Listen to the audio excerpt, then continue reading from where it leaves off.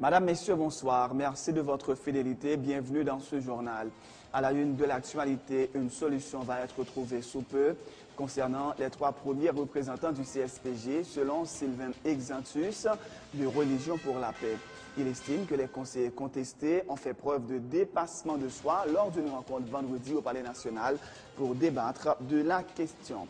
Le député Jean Danton Léger annonce la mise sur pied ce lundi du bureau définitif de la commission bicamérale chargée de désigner les représentants du Parlement au CT-CEP. Il est le secrétaire rapporteur du bureau ad hoc constitué vendredi par les députés, soutenu par le sénateur Wenceslas Lambert. Le coordonnateur de l'OPL déplore l'instrumentalisation de certains parlementaires par le gouvernement pour ralentir la machine électorale. Pour Sauveur Pierre-Étienne, le président Michel Martelly ne veut pas des élections. Le dirigeant de la CONAD se dit inquiet des manœuvres du pouvoir visant à contrôler l'appareil judiciaire dans la perspective des élections. Édouard Poultre dénonce également des distributions d'armes, notamment dans le plateau central et dans la Grande Anse. À l'étranger, les djihadistes islamistes qui ont occupé le Nord Mali l'an dernier disposent d'une véritable force de frappe. Ils ont la capacité de détruire une armée selon les forces loyalistes qui ont récupéré une partie de cette artillerie. Benoît XVI prononce son dernier Angélus sur la place Saint-Pierre avant de quitter le Vatican jeudi. Il affirme qu'il va désormais servir Dieu avec des prières et des méditations. Dans l'actualité sportive, le Paris Saint-Germain a remporté le choc de la 26e journée du championnat de France de Ligue 1 contre l'Olympique de Marseille. Le PSG reprend seul les commandes de ce championnat. Miami a explosé les Sixers samedi soir 114-90. LeBron James a encore réalisé un match très complet, 16 points, 10 rebonds et 11 passes décisives, soit le 3e triple-double de la saison pour le King James, le 35e de sa carrière. Madame, Messieurs, restez branchés pour le développement de ces titres et de bien d'autres.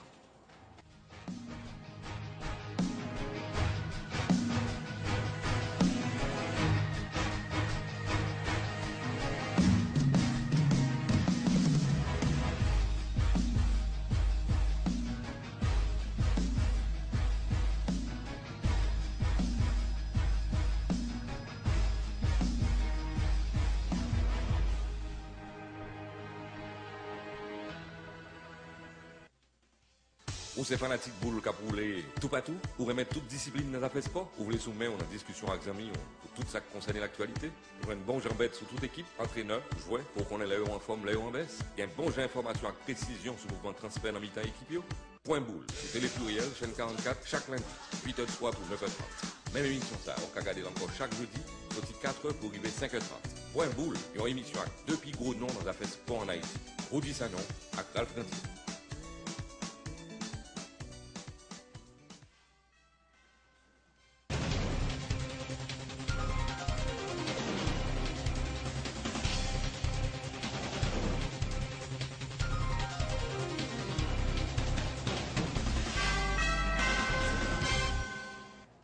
De recherche, bienvenue dans le développement du journal.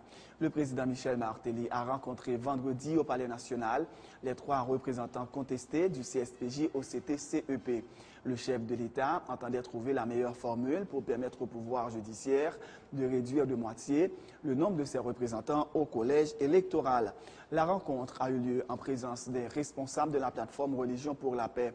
Le pasteur Sylvain Exantus rapporte qu'il s'agissait d'une rencontre objective au cours de laquelle les premiers représentants du CSPJ au CEP ont fait montre d'un esprit de sacrifice et de dépassement de soi. Sous peu, une solution va être trouvée, dit Sylvain Exantus, ajoutant que d'autres rencontres sont prévues dans cette perspective avec les premiers représentants du pouvoir judiciaire au Conseil électoral. Sylvain Exantus est au micro d'Emmanuel Paul. Effectivement, rencontre l'a été faite vendredi.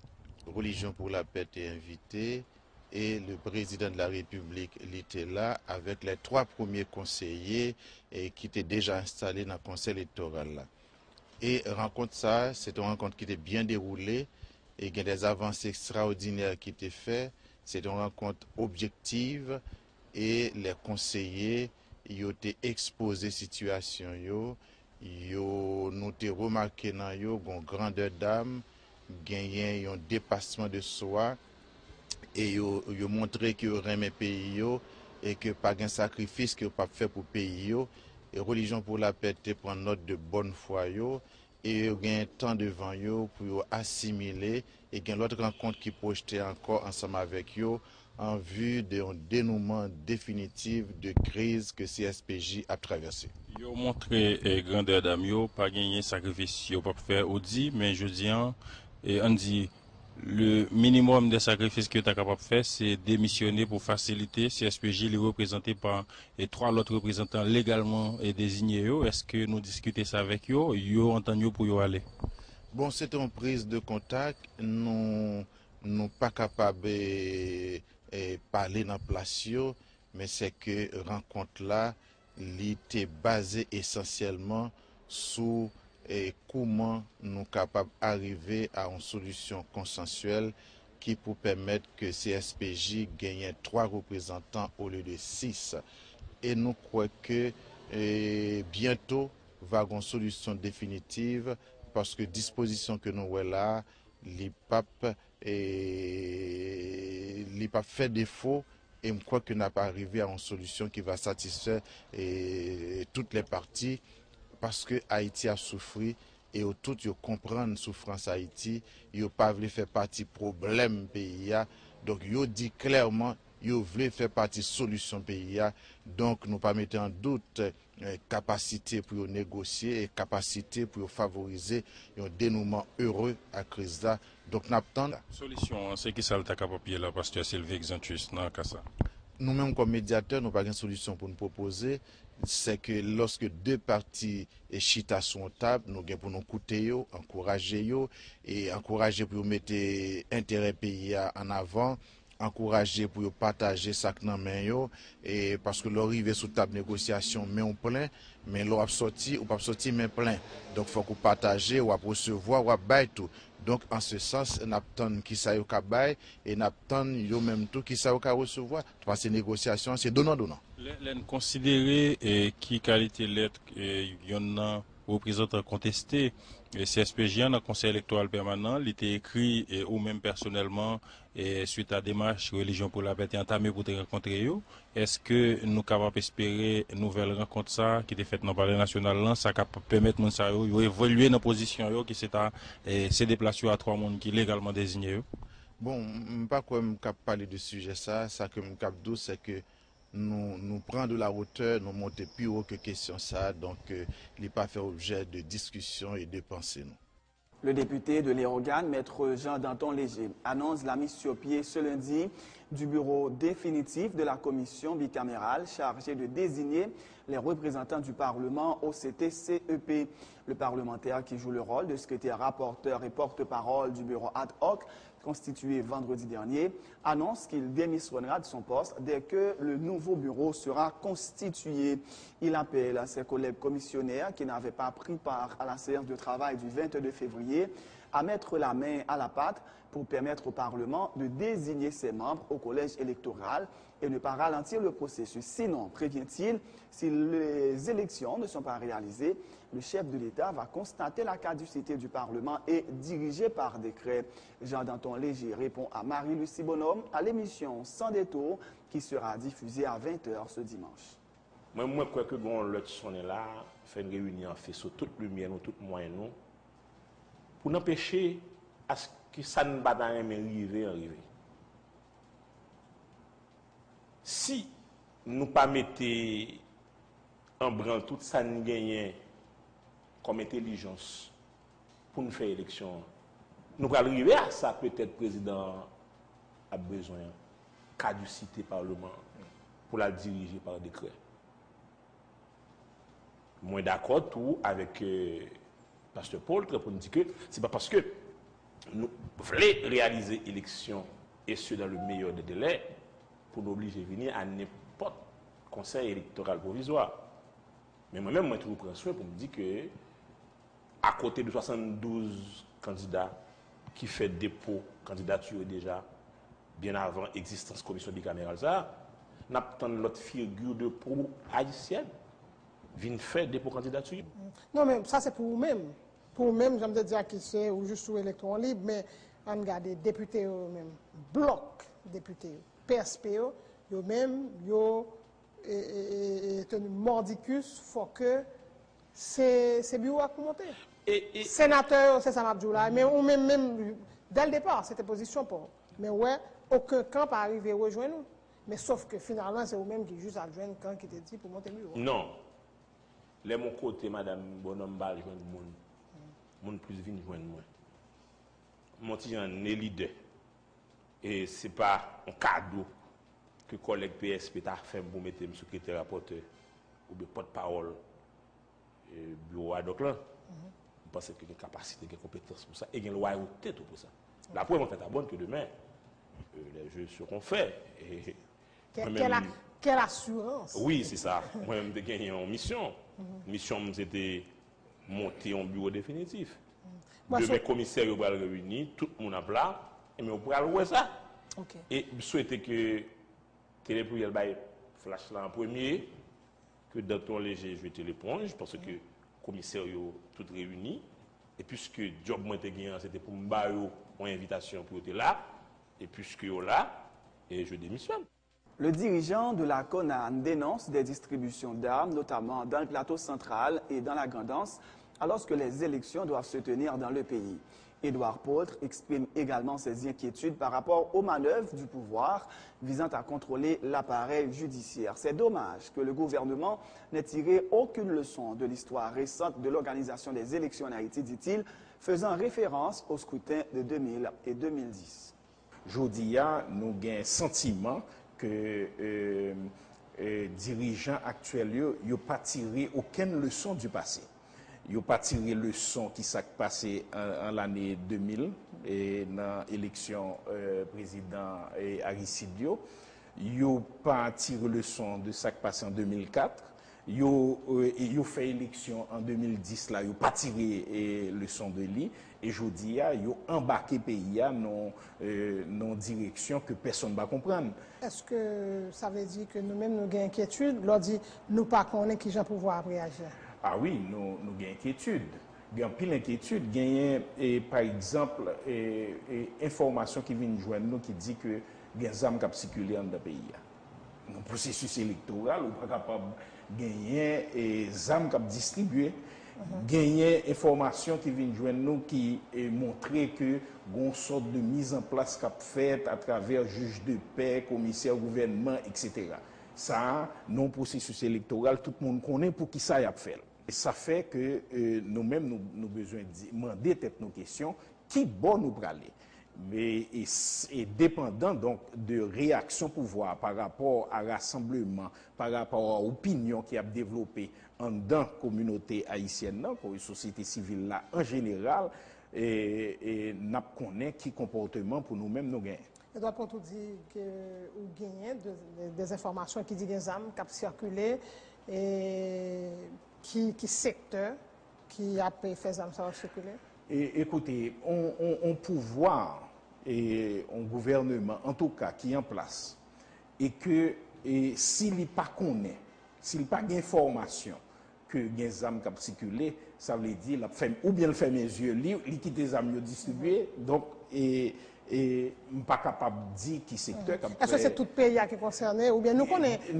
Nous connaissons deux départements spécialement que d'après information qui gagnent, que gagnent circulation d'armes.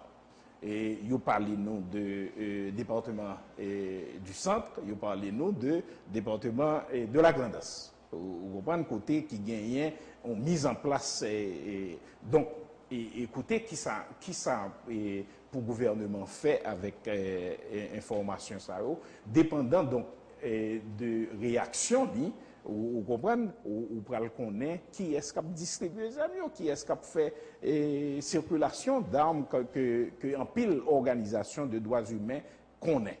De son côté, le coordonnateur de l'organisation du peuple en lutte, Sauveur Pierre-Étienne, qui participait lui aussi à l'émission Sans détour, estime que le président Michel Martelly ne veut pas réellement organiser les prochaines élections.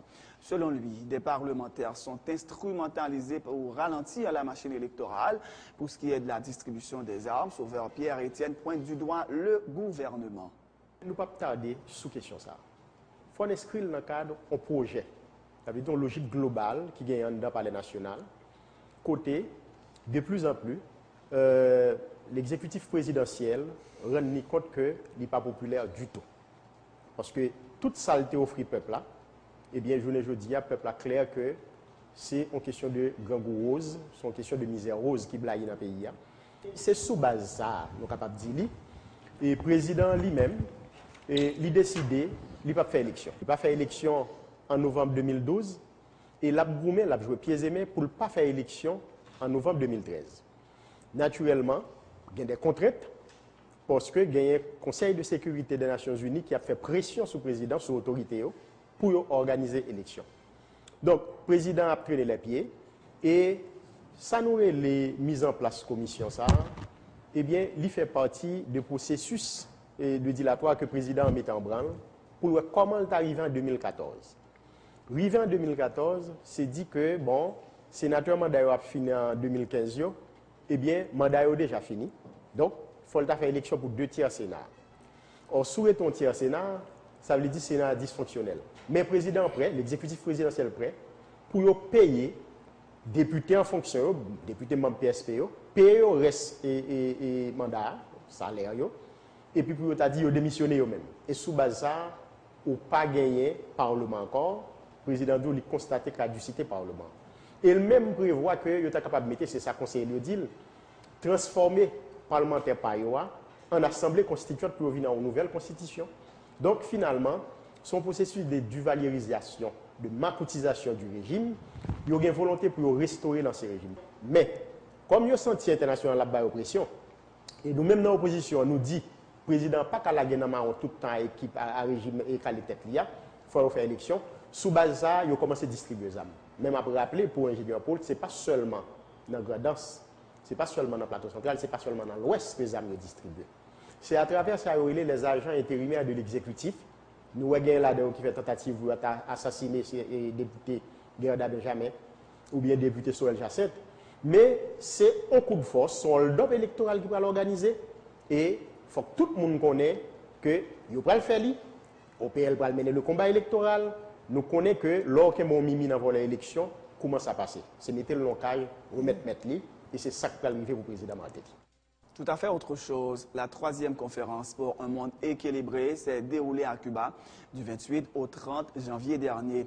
À cette conférence, le président du Sénat, Josuel Simondera, a dénoncé l'exclusion sociale et la mondialisation de la misère. Emmanuel Paul. Pour un monde équilibré, tel a été le thème de la conférence internationale qui s'est déroulée à La Havane du 28 au 30 janvier dernier. Elle a réuni plusieurs universitaires et responsables politiques de la Caraïbe. Le président du Sénat, Josuel Simondera, qui représentait Haïti, a plaidé pour un monde plus juste et plus humain. Le thème choisi pour cette conférence traduit toute notre inquiétude face aux conséquences désastreuses des crises à rebondissement et de plus en plus graves qui affectent la planète et menacent le devenir de l'espèce humaine. Cette conférence a coïncidé avec la tenue du sommet de la CELAC. Ce mécanisme d'intégration mis en place par les pays de l'Amérique latine et de la Caraïbe pour que souverainement et solidairement le peuple puisse décider de leur quête de justice, de dignité et de progrès. Josuel Simondera a également dénoncé la mondialisation de la misère, l'exclusion sociale et l'autodestruction de la planète. Pour arriver vers ce monde équilibré dont nous parlons aujourd'hui, nous devons lutter contre la mondialisation de la misère, contre la destruction de notre planète et contre l'exclusion sociale. En marge de la conférence, le sénateur du plateau central s'est entretenu avec l'ambassadeur du Venezuela à Cuba, à qui il avait demandé de transmettre les mots de sympathie du peuple haïtien au président de la République bolivarienne qui lutte contre un cancer dans la région pelvienne. Cuba et Venezuela, 2 pays qui soutiennent le peuple haïtien, a-t-il souligné. Le Sénat de la République haïtienne salue avec révérence votre bravo, votre grand soldat, votre fidélité et votre engagement à la cause de la révolution. Il vous parle au nom du peuple haïtien. d'accepter ses vœux de courage de aceptar sus deseos de coraje et son soutien inconditionnel y su apoyo incondicional de cette grande épreuve esa gran prueba jusqu'à la victoire des forces de la vie, hasta la victoria de la fuerza de la vida, de la guérison de la cura et de l'espoir. y de la esperanza. La troisième conférence internationale pour un monde équilibré a été organisée à l'occasion du 160e anniversaire de naissance du poète et homme politique cubain José Martí. La délégation haïtienne était composée des sénateurs Simon Dieusoldera, Wetzner Polycarpe et Maxime Roumer. À l'initiative de la Société haïtienne d'histoire, de géographie et de géologie, un symposium de 2 jours sera organisé les 25 et 26 février en Haïti. Les interventions seront axées notamment sur la contribution des scientifiques allemands à la compréhension de la révolution haïtienne. Ce sera également l'occasion pour les membres de la société haïtienne de présenter un numéro spécial de la revue sur l'historiographie allemande et la révolution haïtienne. Le symposium sera lancé au campus de l'Université Quisqueya et clôturé à l'école doctorale de l'Université d'État d'Haïti. Les explications du politologue Carrie Hector, membre du comité organisateur de ce symposium. Darren dit d'abord, c'est ces 2 institutions qui ont parrainé le symposium, c'est Société d'histoire, Société haïtienne d'histoire, de géographie et de géologie et Université Quisqueya. Et c'est 25-26 février. Semaine pour Cap venir là, lundi 25, mardi 26. Lundi 25, la fête sous campus Université Quisqueya et mardi 26, la fête dans l'école doctorale de l'Université d'État d'Haïti, qui PACO, numéro 8. Alors, symposium ça, pour m'ta bien chital pour et l'y fait à la suite de numéro spécial ça, de revue que nous fait paraître là, sur l'historiographie allemande et la révolution haïtienne. Et pour qui ça? C'est parce que nous pensons que nous pas connaissons ou à cause de l'histoire, de circonstances, etc., contribution auteurs, historiens et journalistes allemands sur question révolution haïtienne.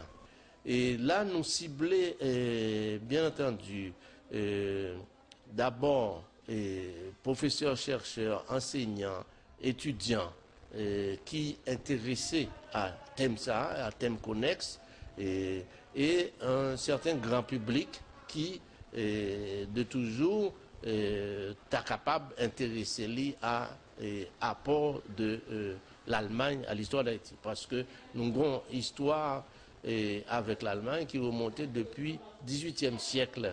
Et on va pas le joindre dans la revue à auteur qui montrait ça depuis la fin du XIXe siècle, il occupait de ça, jusqu'à milieu XXe siècle. Des historiens, journalistes, essayistes, etc. Donc passé par plusieurs étapes depuis période révolte des esclaves là, 1791, passé par 1804 et tout le 19e siècle là, et puis pour arriver un peu après occupation américaine. Sur le sommet de la CARICOM organisé en début de semaine à Port-au-Prince, les visiteurs ont pu à l'occasion découvrir les œuvres d'artistes haïtiens. Suivez le guide, Emmanuel Paul. Le 24e sommet des chefs d'État et de gouvernement de la CARICOM a été l'occasion pour les autorités haïtiennes de faire la promotion de la culture haïtienne à travers cette exposition organisée dans les locaux de l'hôtel Caribé où se déroulait l'événement. On peut dire que la visite était relativement timide puisque nous avons vraiment voulu plus travail dans les comités et c'est seulement dans petit break, heure de lunch que vous venez visiter nous. Et peut-être que nous faisons ça, c'est mesdames qui aiment faire shopping. Alors nous n'avons pas une délégation qui a pile d'âme. Donc monsieur plus timide, ils fait quelques petits achats quand même. Même situation pour l'association des cinéastes haïtiens qui avait exposé une centaine de films haïtiens. Mais les acheteurs ne se bousculaient pas au portillon. Le président de l'ACH se félicite cependant d'avoir pu faire découvrir le cinéma haïtien à des visiteurs de marque et de sensibiliser les Haïtiens sur la nécessité de relancer le cinéma haïtien. Naturellement, genre d'activité, ça c'est pas tellement misé sur vente ou misé sur visibilité. Ça offre nous quand même une vitrine qui permet que nous montrer que le cinéma haïtien, il là, il existe, et il y a des créateurs, il y a des producteurs, il y a des réalisateurs et des acteurs qui travaillent malgré conditions difficiles que nous connaissons que le cinéma a traversé depuis quelques années en Haïti. Je pense que nous avons attente et nous avons attente qui est là bien avant que le sommet soit fait. Je ne crois pas que c'est sommet ça qui va changer attente ou va augmenter quoi que ce soit. Le cinéma haïtien qui se porte mal. De moins en moins de films sont produits et les salles de cinéma quasiment inexistantes, notamment à Port-au-Prince. C'est la fin de ce journal. Juste avant de vous quitter, voici le rappel des titres. Une solution va être trouvée sous peu concernant les 3 premiers représentants du CSPJ, selon Sylvain Exantus de Religion pour la paix. Il estime que les conseillers contestés ont fait preuve de dépassement de soi lors d'une rencontre vendredi au Palais national pour débattre de la question. Le député Jean Danton Léger annonce la mise sur pied ce lundi du bureau définitif de la commission bicamérale chargée de désigner les représentants du Parlement au CTCEP. Il est le secrétaire rapporteur du bureau ad hoc constitué vendredi par les députés soutenus par le sénateur Wenceslas Lambert. Le coordonnateur de l'OPL déplore l'instrumentalisation de certains parlementaires par le gouvernement pour ralentir la machine électorale. Pour Sauveur Pierre-Étienne, le président Michel Martelly ne veut pas des élections. Le dirigeant de la CONAN se dit inquiet des manœuvres du pouvoir visant à contrôler l'appareil judiciaire dans la perspective des élections. Édouard Potre dénonce également des distributions d'armes, notamment dans le plateau central et dans la Grand'Anse. À l'étranger, les djihadistes islamistes qui ont occupé le Nord Mali l'an dernier disposent d'une véritable force de frappe. Ils ont la capacité de détruire une armée, selon les forces loyalistes qui ont récupéré une partie de cette artillerie. Benoît XVI prononce son dernier Angélus sur la place Saint-Pierre avant de quitter le Vatican jeudi. Il affirme qu'il va désormais servir Dieu avec des prières et des méditations. De l'actualité sportive, le Paris Saint-Germain a remporté le choc de la 26e journée du championnat de France de Ligue 1 contre l'Olympique de Marseille, battu 2-0 grâce à un nouveau but de Zlatan Ibrahimovic et Onkolo qui avait marqué contre son camp pour l'ouverture du score. Le Paris Saint-Germain prend seul les commandes de la Ligue 1. Miami a explosé les Sixers samedi soir, 114-90. LeBron James a encore réalisé un grand match, 16 points, 10 rebonds, 11 passes décisives, soit le 3e triple-double de la saison pour le King James, le 35e de sa carrière. C'est la fin du dernier numéro de Pulsation Week-end pour ce mois de février. Merci de l'avoir suivi. Excellente suite de programme sur Télé Pluriel.